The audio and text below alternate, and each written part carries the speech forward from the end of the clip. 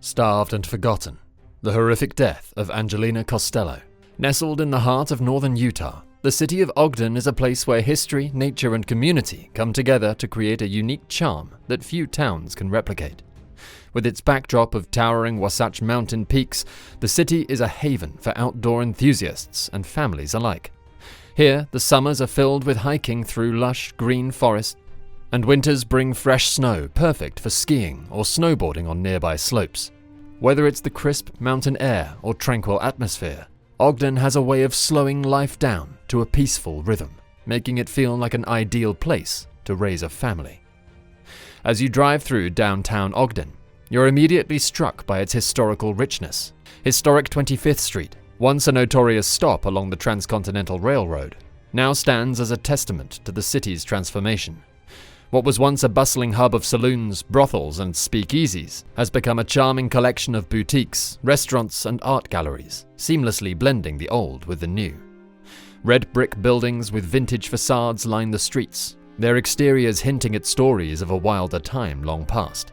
Today, the street is bustling with families enjoying brunch, visitors sipping coffee in cozy cafes, and couples exploring antique shops. Ogden's sense of community is palpable.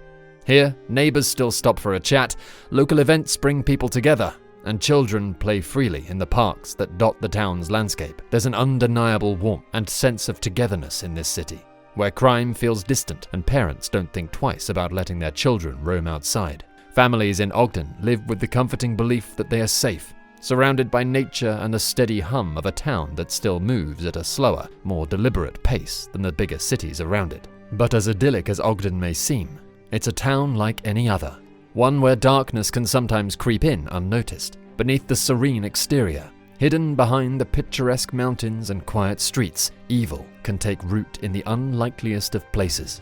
In 2017, Ogden's peace was shattered by a story that would leave its mark on the community forever. A story of unimaginable cruelty, abuse, and betrayal. The focus of this chilling tale is Angelina Costello, a 3-year-old girl whose life was stolen in the most brutal way possible by the very people who should have protected her.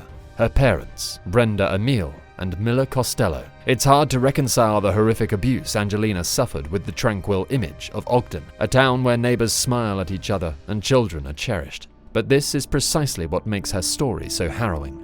The contrast between the peaceful setting and the terror that lurked behind closed doors in one unassuming household. The Costello family lived a relatively quiet life in Ogden, blending into the community like many other families. Brenda and Miller were not particularly well known, but to those who saw them in passing, they appeared to be normal parents raising their children. However, appearances can be deceiving, and what the community didn't know was that Angelina was living a life of unimaginable torment. Behind the walls of their modest home, Brenda and Miller had turned Angelina's life into a waking nightmare. The little girl was starved, beaten, and tortured over an extended period, suffering in silence while the world outside continued its peaceful routines. Her tiny body, when found, was so emaciated that it looked like a skeleton. Her skin was covered in bruises, burns, and cuts, some of them fresh, others showing signs of having healed over time, a clear indication that the abuse had been ongoing. It was on a seemingly ordinary day in July 2017 when Brenda Emile made the call to 911, claiming that Angelina was not breathing. It seemed at first like a terrible accident, perhaps a sudden illness or an unexpected medical emergency. But when paramedics and police arrived at the scene, they were met with a sight that defied comprehension. Angelina's body was a canvas of violence, telling a story of cruelty far worse than anyone could have imagined. This was not the result of illness, this was the result of systematic abuse. Investigators quickly realized the enormity of what had happened in the Costello home. Angelina had been the victim of deliberate starvation, a form of torture so horrible that her body had been reduced to nothing more than skin and bones. She had been beaten repeatedly, with bruises and injuries covering nearly every inch of her fragile frame. In the days and months leading up to her death, Angelina's parents had recorded videos of her, videos that would later be used as key evidence in the case against them. In these videos, Brenda and Miller are seen taunting Angelina with food, holding it just out of reach as she cries in desperation. The laughter in the background of the videos is haunting, a cruel reminder of the parents' complete disregard for their daughter's suffering. For the town of Ogden, the Costello case would become a defining moment, a reminder that evil can hide in plain sight, even in the most peaceful of places. It was difficult for the community to reconcile the image of their town, with its scenic beauty and close-knit spirit, with the horrors that had unfolded in one of its homes. The story of Angelina Costello was not just a tragedy. It was a stark and a painful reminder that monsters sometimes wear familiar faces. The investigation that followed would uncover even more disturbing details, painting a picture of parents who had inflicted unspeakable pain on their own child. While Ogden's mountains stood tall and unchanging, Angelina's death cast a long shadow over the community, leaving behind a sense of loss, anger, and a deep need for justice. Angelina's story would forever be etched into the history of this town, a reminder that even in places where safety and serenity seem to reign, darkness can creep in, unnoticed until it's too late. To the outside world, Brenda Emile and Miller Costello seemed like an average couple living in Ogden, Utah. They appeared to be working-class parents trying to provide for their family whilst raising their 3 young children, including their daughter Angelina Costello, who at 3 years old should have been at the center of their world. Neighbors saw the Costello family from time to time, and nothing seemed particularly unusual about them. To the casual observer, they were just another family trying to make ends meet in a quiet suburban town. But the facade of normalcy that Brenda and Miller projected masked a much darker reality. Behind the closed doors of their modest home, the Costellos were not nurturing parents, but rather perpetrators of unimaginable cruelty. The people who should have been protecting their daughter, providing her with love and care, were instead subjecting her to systematic abuse and neglect. Angelina, who should have been spending her days playing, laughing, and growing, was enduring a life of torment. The very people who should have been her safe haven had become her tormentors. Brenda Emile, Angelina's mother, played a significant role in the cycle of abuse.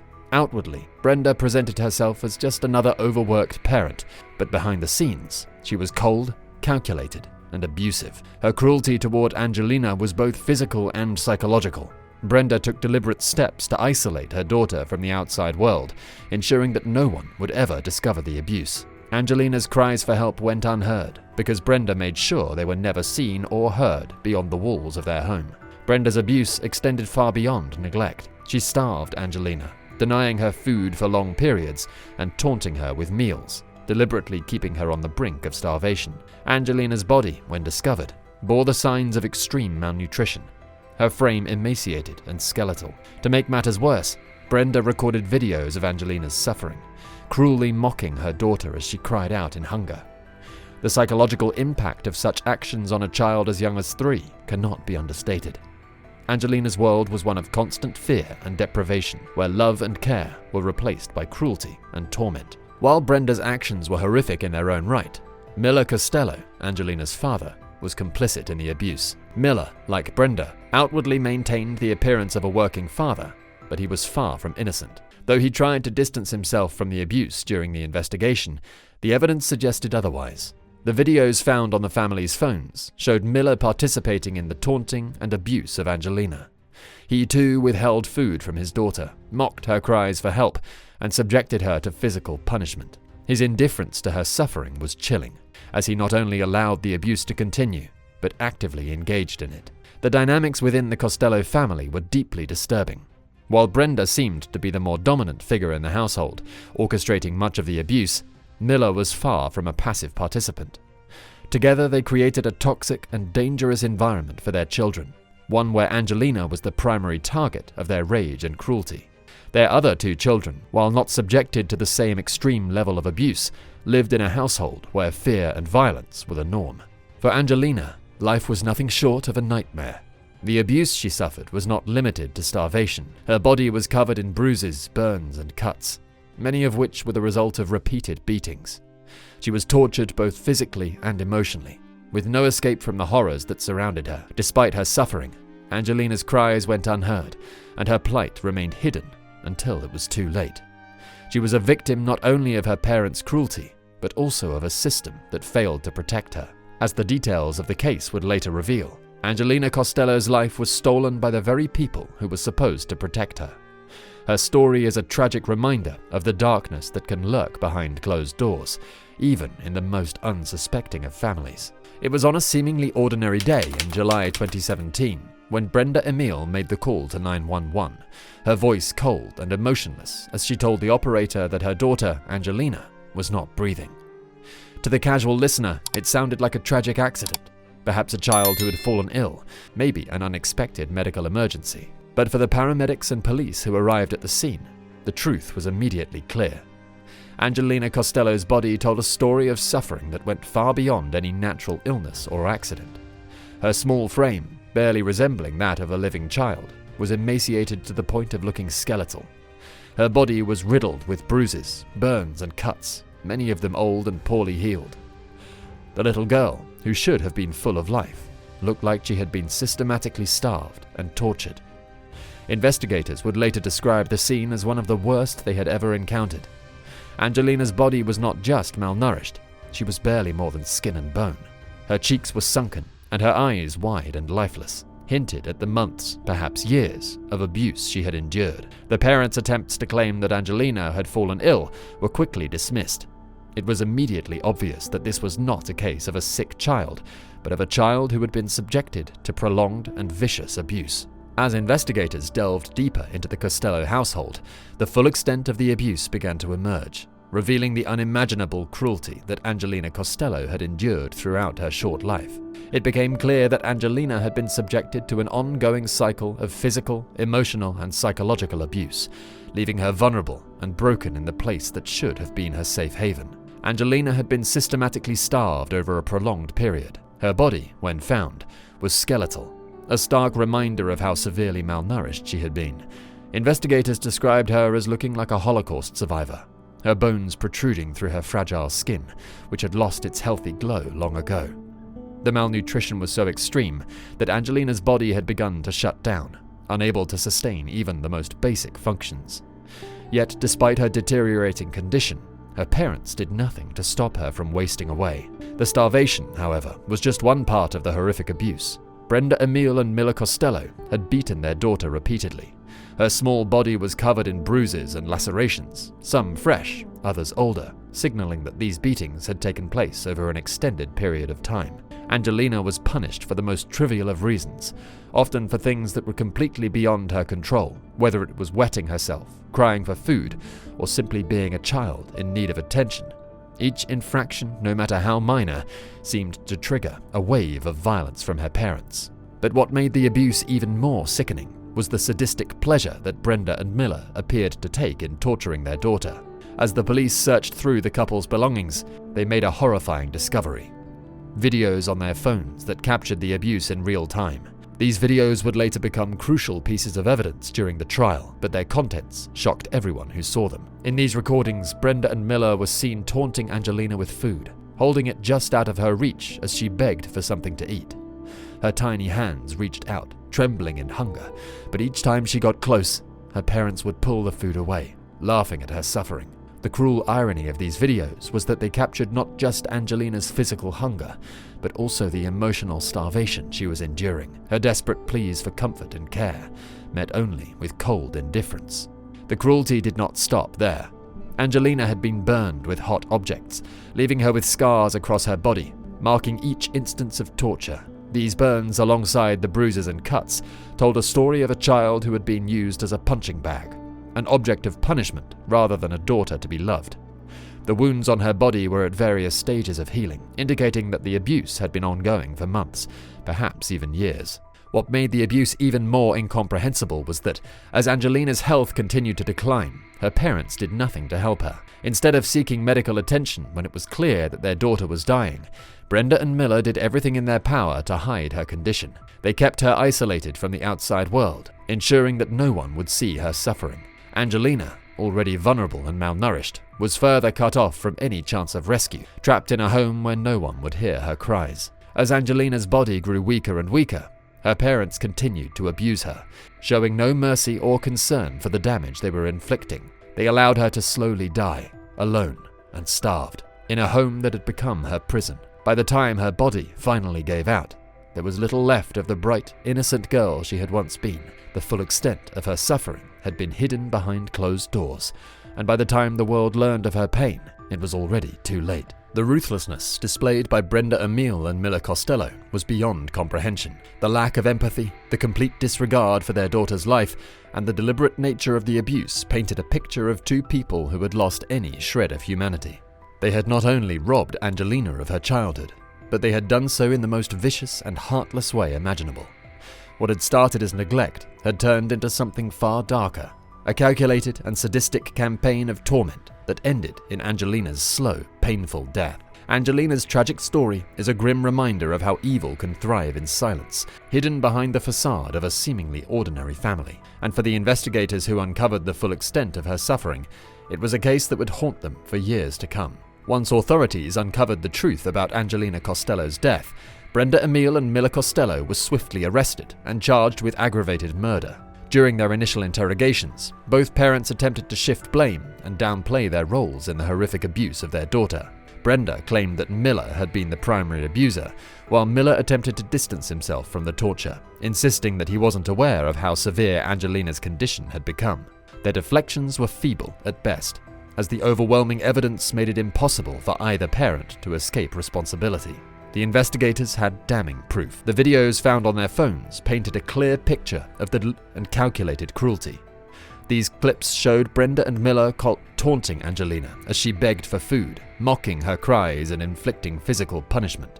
This evidence, combined with medical reports detailing Angelina's extreme malnutrition and injuries, left no doubt that the abuse was systematic and prolonged. Neighbors and occasional visitors to the family also testified about having seen signs of neglect and bruises on the children, adding weight to the prosecution's case. As the investigation deepened, it became evident that the abuse was not just incidental, but premeditated. Brenda and Miller were acutely aware that if anyone learned of Angelina's condition, they would likely lose custody of all their children. Instead of seeking medical care for their daughter as her health deteriorated, they chose to hide her suffering. They maintained a false front, projecting an image of normalcy, while secretly allowing Angelina to waste away in their home. Day after day, they made the cruel decision to withhold the care she desperately needed, choosing their own freedom over their daughter's life. As the case moved to trial, the town of Ogden braced itself for the horror that would unfold in the courtroom. The evidence against Brenda Emile and Miller Costello was overwhelming, and every new revelation only deepened the public's shock. The trial would not only expose the horrific acts of violence committed against Angelina, but would also raise important questions about how such abuse could go unnoticed for so long. The prosecution built their case around the gruesome video evidence discovered on the parents' phones. These videos were played in court, and those who watched them were left horrified by the cold and calculated cruelty displayed by the parents. In one clip, Brenda can be seen holding a plate of food just out of Angelina's reach, laughing as the child sobs in hunger, her frail body barely able to hold itself up. Another video showed Miller Costello mocking his daughter as she cried for help, offering no comfort or support, only more pain. The medical examiner's testimony was equally disturbing. The examiner described in detail the extensive injuries that Angelina had suffered, many of which had gone untreated. Her body had been severely malnourished, with signs of prolonged starvation. The burns, cuts, and bruises that covered her small frame were not the result of a single incident, but of systematic abuse over time.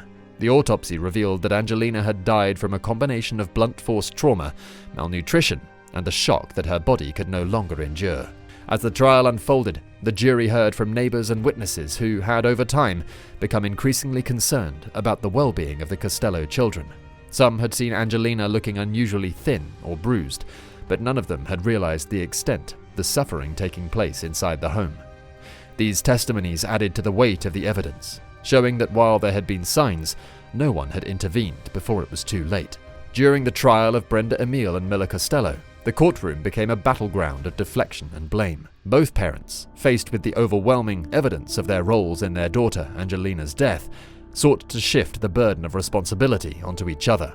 Their defense attorneys painted a picture of two individuals trapped by circumstance, both claiming they were the victims of their own struggles rather than perpetrators of their daughter's brutal abuse. Brenda Emile, in particular, portrayed herself as a mother overwhelmed by the demands of raising multiple children. She claimed she was deeply affected by mental health issues and argued that she simply could not cope with the pressures of parenting. Her defense hinged on the idea that she had not intended for Angelina to die, but had been pushed to her limits by personal struggles.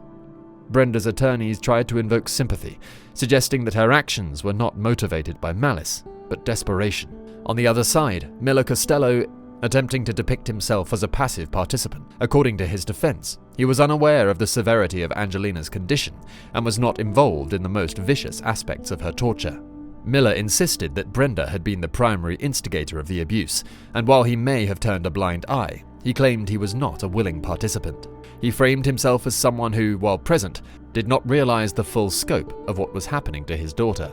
However, the evidence presented in court shattered these defenses. The videos found on their phones, key pieces of evidence, shown both parents actively engaging in the abuse. In one particularly damning clip, both Brenda and Miller could be seen taunting Angelina with food, laughing as the starving child begged for Miller's cold indifference was captured on film, showing him not as a bystander, but someone who participated in the torment with a chilling lack of empathy. The medical evidence, too, told a story of prolonged abuse that neither parent could deny. The bruises, burns, and scars on Angelina's body were not the result of one or two incidents, but of systematic cruelty that spanned months. As the prosecution laid out its case, it became clear that the abuse had been premeditated. Both parents knew that if they sought medical help for Angelina, they would risk losing custody of their other children. So instead, they chose to let her slowly die, all while maintaining a facade of normalcy. Witnesses testified that while they had occasionally seen the children, no one had been aware of the extent of the abuse. The Costellos had gone to great lengths to keep Angelina isolated, ensuring that no one outside their home would realize what was happening. The trial reached its emotional peak when the videos were played in court. The sight of Brenda and Miller mocking their daughter, laughing as she cried for help, was too much for many in the courtroom to bear. Jurors, visibly shaken, watched in horror as the evidence of the parents' cruelty was laid bare. The prosecution argued this was not a case of neglect or parental stress, but of deliberate, calculated evil. By the time the defense had finished presenting its case, it was evident that neither Brenda nor Miller could escape the reality of what they had done. Their attempts to deflect blame rang hollow in the face of the overwhelming evidence. The jury was not swayed by their claims of ignorance or victimhood. Instead, they saw two individuals who had willfully tortured their daughter, withheld food and care, and ultimately allowed her to die in a slow and agonizing manner. As the trial concluded, the jury delivered a guilty verdict on all counts. Both Brenda Emile and Miller Costello were convicted of aggravated murder. Their cold, deliberate actions left a scar on the community of Ogden, Utah, and the courtroom echoed with sadness and outrage of those who had followed the case. Angelina's death had been cruel and avoidable, a consequence of two parents who had chosen to betray their most basic duty to protect their child. The trial may have ended, but the legacy of what happened to Angelina would never be forgotten. The community's demand for justice had been met, but the emotional toll of the case would linger for years to come. The Costellos' punishment brought closure, but it could never erase the horror of what had transpired behind closed doors in their home. In the final days of the trial, the jury deliberated over the mountain of evidence presented to them. The question wasn't whether the Costellos were guilty, it was how harshly they would be punished. The prosecution demanded the maximum penalty, emphasizing the malice and cruelty involved in Angelina's death. The jury returned with a verdict of guilty on all counts. Both Brenda Emile and Miller Costello were convicted of aggravated murder. Their sentences were harsh, reflective of the brutality of the crime they had committed. Brenda was sentenced to life in prison without the possibility of parole, and Miller received the same fate. Justice, in some form, had been served for Angelina, but it did little to heal the wounds left behind. The town of Ogden reacted with a mix of relief and sadness. Relief that the two monsters who had taken Angelina's life were being held accountable, but deep sadness for the little girl who had suffered so much. The case served as a stark reminder of the dangers that can exist behind closed doors, even in communities that feel safe and secure. In the months following the trial, the Costello family remained a topic of conversation in Ogden. A memorial was set up in Angelina's honor, with flowers, candles, and stuffed animals left outside the courthouse where justice had been delivered. The community mourned the loss of a child who had been failed by the very people who were supposed to protect her. There were also deeper questions left in the wake of the tragedy. How had this abuse gone unnoticed for so long? Were there opportunities for intervention that had been missed? The case spurred conversations about the importance of recognizing the signs of abuse and the need for vigilance when it comes to protecting children. It also served as a call to action for social services, encouraging them to ensure that no child slips through the cracks of the system. For those that knew the family, the shock was compounded by guilt. Friends and neighbors wondered if there was more they could have done, if there had been clues they had missed. But ultimately, the blame lay squarely on the shoulders of Brenda Emile and Miller Costello, who had chosen to inflict pain and suffering on their own child. The story of Angelina Costello is a heartbreaking reminder of the evil that can exist in even the most unsuspecting places. Her life was tragically cut short by the people who should have protected her, but her death brought attention to the urgent need for vigilance against child abuse. Her legacy serves as a call to action to ensure that no child is left to suffer in silence, and that we strive for a world where all children are safe, loved, and protected. If you're ready to dive deeper into another chilling true crime case, check out the video above. It's a story you won't want to miss.